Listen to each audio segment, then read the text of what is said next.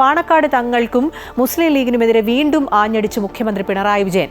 വർഗീയതയോട് സമരപ്പെട്ടെന്നാരോപിച്ച് കോൺഗ്രസിനെയും പിണറായി രൂക്ഷമായി വിമർശിച്ചു.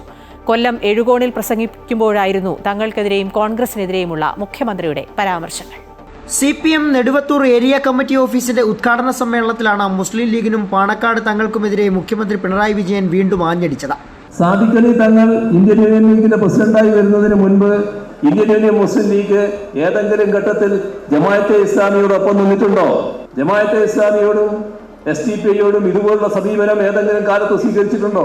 ആ നിലപാട് ലീഗ് സ്വീകരിക്കുന്നതിന് സാദിഖ് അലി തങ്ങളുടെ ഉത്തരവാദിത്വമില്ലേ, പങ്കില്ലേ? ഒരു രാഷ്ട്രീയ പാർട്ടി നേതാവ് നിലക്ക് ചെയ്യേണ്ട കാര്യമാണോ അത്? ഏതെല്ലാം തരത്തിലാണ് പ്രതികരണങ്ങൾ വന്നത്? ആ ഭാഷ ആരുടേതാണ്? അത് ചിന്തിക്കണം. അത് തീവ്രവാദികളുടേതാണ്. ആ തീവ്രവാദ ബന്ധത്തിന്റെ ഭാഗമായി തീവ്രവാദ ഭാഷയും കരസ്ഥമാക്കാൻ ലീഗിലെ ചിലർ നിൽക്കരുത്. അതേ അവരോട് പറയാനുള്ളൂ. പാണക്കാട്ടെ മറ്റു തങ്ങൾമാരെ കുറിച്ച് താൻ പറഞ്ഞില്ലെന്നും പാണക്കാട് സാദിഖ് അലിയെ കുറിച്ച് പറയാൻ പാടില്ലേ എന്നും പിണറായി ചോദിച്ചു. തങ്ങളെ പറഞ്ഞപ്പോൾ ലീഗ് നേതാക്കൾ ഉറഞ്ഞു തുള്ളുകയാണെന്നും പിണറായി.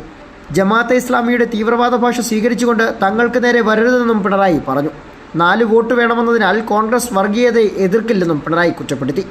സന്ദീപ് വാര്യരുടെ കോൺഗ്രസ് പ്രവേശനത്തെക്കുറിച്ച് മുഖ്യമന്ത്രിയുടെ വിമർശനം ഇങ്ങനെ: സ്വീകരിക്കുന്നതിൽ തെറ്റില്ല.